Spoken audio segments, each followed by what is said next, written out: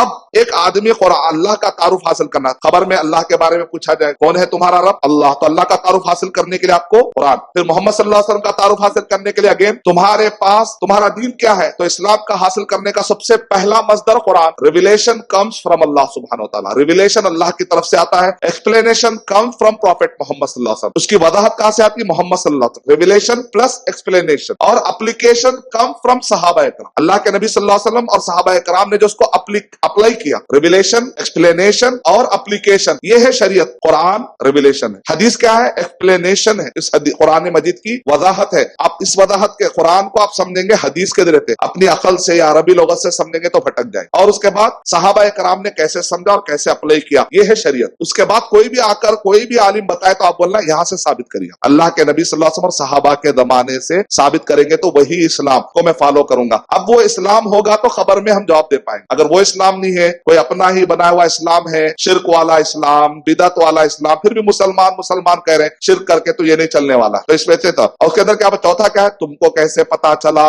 تو کیا کہتا؟ قرأت کتاب اللہ، میں نے اللہ کی کتاب کو پڑھا اور یہ سب چیزوں کا آنسر ملا، تو تب نجات ہوگی. میں نے سنا تو نہیں، ایسے آدمی کو بھی سزا ملے گی.